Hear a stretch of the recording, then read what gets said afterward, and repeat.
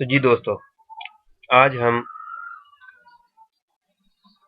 Visit करेंगे इस video के अंदर एक्टिव यूजर को। ठीक है कि एक्टिव यूजर जो हमारी वेबसाइट पर थे, जो एक्टिव यूजर आते जाते हैं कि एक यूजर आया हमारी वेबसाइट पे फिर वो आया। ठीक है, तो एक्टिव यूजर हमारी वेबसाइट पे कितने हैं? तो हमने 1 डे एक्टिव यूजर रखा है। अगर हम इसको कर देते हैं 7 डे एक्टिव यूजर, ठीक है, और 1 डे को खत्म कर देते हैं। ठीक है, तो ये देखें ग्राफ आ रहा है 7 डे का। ठीक है, ये मैंने बताया था, हमने वहां पर कंपटीशन लिया हुआ है, इसलिए हमें कंपटीशन में दोनों तरफ नजर आ रहा है। ठीक है, तो हमें ये ग्राफ बताता है कि 7 डे में हमारे जो एक्टिव यूजर थे वो 3800 और 86 थे। ठीक है, और पीछे अगर हम सितंबर को 6 सितंबर को देखें तो हमारा एक भी एक्टिव यूजर नहीं था। ठीक है, और अगर ओवरऑल सूरत हाल देखें तो पिछले 30 डे में जो एक्टिव यूजर थे वो हमारे तकरीबन 549 थे। यकम दिसंबर से लेके तो 4 मार्च तक हमारे जो एक्टिव यूजर थे वो 97% कम हो गए। ठीक है, और उसके बाद 98%, फिर 97% हो गए, और फिर 100% ही तकरीबन 55 यूजर एक्टिव आए हमारी वेबसाइट पे। ठीक है ना, तो यहाँ से हमें एक्टिव यूजर का अंदाजा हो गया कि हमारी वेबसाइट पे आने वाले एक्टिव यूजर जो हैं वो बिल्कुल कम हैं या ज्यादा बढ़ते जा रहे हैं। उसके बाद कोहोर्ट एनालिसिस है। ठीक है, यहाँ पे भी हमें ये अंदाजा हो जाता है कि जो यूजर हमारी वेबसाइट पे आए थे, ये देखें ऑल यूजर 50 डे 50%। ठीक है, ये यूजर में जो यूजर आपकी आया वेबसाइट के ऊपर उसका क्वालिटी क्या थी? ठीक है, तो 50% क्वालिटी थी कि जो जितना भी यूजर आपकी साइट पे आया इन डेज के अंदर, ठीक है, यानी कि फरवरी 27 2016 और फरवरी 28 को आपके पास विजिटर आए 2 यूजर। ठीक है, और उनका जो क्वालिटी थी वो 50% थी, यानी कि वो यूजर थे और उन उन यूजर में जो पावर थी एक ना, तो यहाँ से हम अपने डेट सेट करते हैं बाई वीक। ठीक है, बाई वीक देखें तो बाई वीक अगर आप देखें तो बाई वीक में वो बता रहा है कि बाई वीक में आपके यूजर नहीं आए थे। 68 यूजर तो थे, पर आपका जो था वो क्वालिटी उनकी कोई इतनी जबरदस्त नहीं थी। ठीक है, उसके बाद डेमोग्राफिक पे आ जाते हैं, ओवरव्यू। तो डेमोग्राफिक में बेसिकली इसको अगर अनेबल कर दें, अनेबल करने के बाद डेमोग्राफिक में हमें वो ये बताता है कि हमारी वेबसाइट पे आने वाले जो यूजर थे वो फीमेल थे या मेल ज्यादा थे, और उनकी एज क्या थी। ठीक है, और उनका जेंडर क्या था। ठीक है, तो ये हमें मुकम्मल इसके बारे में डिटेल देता है अगर हम इस ऑप्शन को अनेबल करें, लेकिन मैंने इस ऑप्शन को अनेबल नहीं किया हुआ। ठीक है, इंटरेस्ट देखें, ओवरव्यू।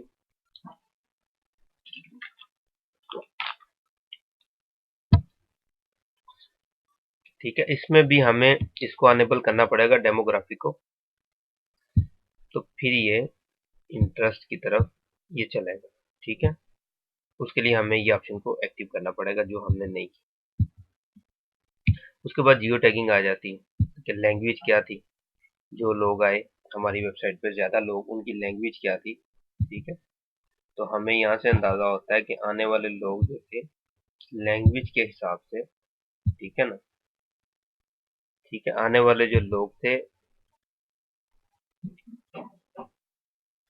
तो ये देखें इंग्लिश यूएस।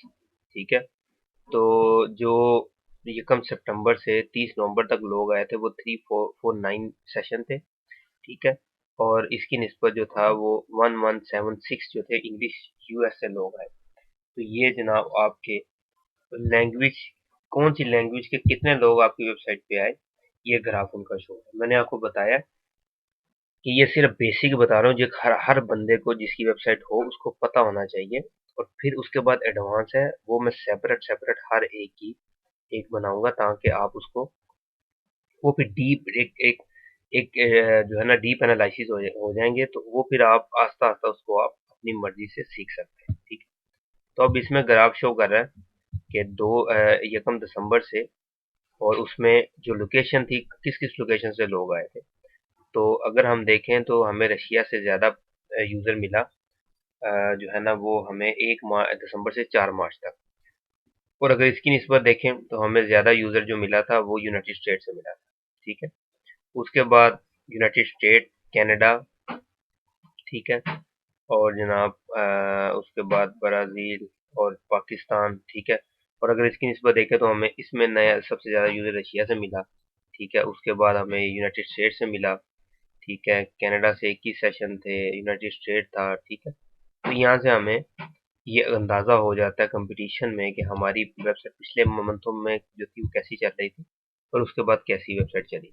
और यहाँ पे भाई नीचे डिटेल के साथ वो बता रहा है। तो मैंने पहले बताया था कि नीचे जब हम सबसे पिछली वीडियो में थे तो हमने यहाँ से फुल रिपोर्ट पे हमने क्लिक किया था, इसलिए हमें वो इतनी डिटेल से दे रहा है। लेकिन अगर आप फुल रिपोर्ट पे क्लिक नहीं करेंगे तो ये इतनी डिटेल से आपको नहीं देगा। तो यहाँ पे हमें वो बता रहा है कि बल्गेरिया से पिछली दफा कोई यूजर नहीं था, इस दफा 198 यूजर जो थे वो आए थे। इस तरह बिहेवियर है। ठीक है, न्यू और रिटर्निंग के न्यू लोग कितने आए, और रिटर्निंग जो वापस आके जिन्होंने रीड किया आपकी वेबसाइट को वो कितने हैं। ठीक है, तो यहाँ पे हमें न्यू विजिटर और रिटर्निंग विजिटर, तो हमें पता चला कि पहले हमारे न्यू विजिटर 113 थे, रिटर्निंग जो आए थे जिन्होंने दोबारा आकर हमारी वेबसाइट को रीड किया। लेकिन उसकी निस्बत दिसंबर से लेकर मार्च तक 360 यूजर ने हमें जो है ना वो किया, रिटर्न किया और पढ़ा हमें। ठीक है, तो ये हमें इसका पूरा ग्राफ इसका मिल जाता है। ठीक है, उसके बाद हम अपना जो अगला इसको इस सेशन को मैं आपको जब डिटेल बयान करूंगा ना, तो उस डिटेल में मैं आपको इस सेशन के बारे में पूरी डिटेल से समझाऊंगा। लेकिन आप इतना देख लें कि ये सेशन है, ठीक है, और ये पेज व्यूज है। ठीक है ना, कि 5090 पेज व्यूज हुए, जिसमें से 4431 सेशन हो गए थे। ठीक है, तो इनके बारे में फिर मैं आपको इनकी डिटेल के बारे में बाद में जो मेरी इंडिविजुअली होगी उसमें मैं आपको सारा बताऊंगा।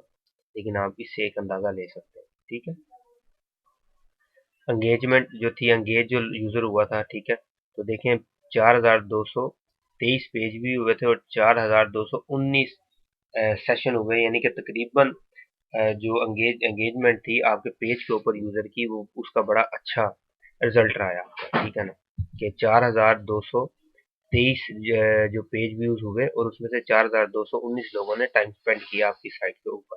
ठीक है, टेक्नोलॉजी की तरफ आ जाते हैं। यहाँ पे वही बताएगा कि ब्राउज़र और ऑपरेटिंग सिस्टम कौन से हैं, उनकी डिटेल बताएगा। ठीक है, और नेटवर्क कौन से थे, और नेटवर्क देखें ये देखें, ये आपको उसकी डिटेल बता रहा है कि क्रोम के यूज़र कितने आए थे, ये बड़ी डिटेल है। ठीक है, नेटवर्क पे वो आपको बता देगा कि कौन सा नेटवर्क था। ठीक है, अगर मैं इसको नीचे आके देखूँ तो वो मुझे बता रहा है कि कौन सा नेटवर्क था जिससे यूज़र ज़्यादा आए। ठीक है, अगर मैं मोबाइल का यूज़र देखना चाहूँ, मोबाइल का ओवरव्यू करूँगा। ठीक है, तो मोबाइल का ओवरव्यू में वो बता देगा कि मोबाइल का जो यूज़र था, वो मोबाइल से जिन लोगों ने हमें विजिट किया उसके बारे में यहाँ पे पूरी डिटेल। इसी तरह पहले ग्राफ है। ठीक है, उसके बाद आपके पास नीचे फुल डिटेल आ जाती है। ठीक है, डिवाइसेस कौन सी थी, कस्टम सर्च ये है कि अगर हम खुद चाहते हैं कस्टम वेरिएबल एक बना दें कि भाई जब जो एनालाइज करे वो किस तरह करेगा, ये हम अपनी मर्जी से एक कस्टम रिपोर्ट जो है ना वो तैयार कर सकते हैं, और वो फिर उसी हिसाब से कस्टम रिपोर्ट देगा। तो मैंने क्योंकि कोई तैयार नहीं की, इसलिए यहाँ पे कोई आया नहीं। बेंच मार्क है हमारी वेबसाइट का कि हमारी वेबसाइट का फ्लो कैसा है। यहाँ पे यूजर जो आ रहा है वो हमारी वेबसाइट की एक जो क्वालिटी है वो टोटल ओवरऑल क्वालिटी क्या है। ठीक है ना, तो यहाँ पे बेंच मार्क में हमें उसके बारे में डिटेल जो है ना वो मिलती है कि बेंच मार्क देखें कि रेफरल जो लोग हमें कर रहे हैं वो उन्होंने कम दिसंबर से अब तक ज्यादा रेफरल किया। ठीक है ना, और ये सारा इसके साथ है। ठीक है, अब हम इसको मजीद तीसरी वीडियो मुझे बनानी पड़ेगी, उसमें मैं इसके बेसिक को आपको मजीद आप आगे चलते हैं। तो अब अगले लोकेशन वगैरह जो है ना बेंच मार्किंग में, वो हम तीसरी वीडियो में देखते हैं। ठीक है, अल्लाह हाफिज़।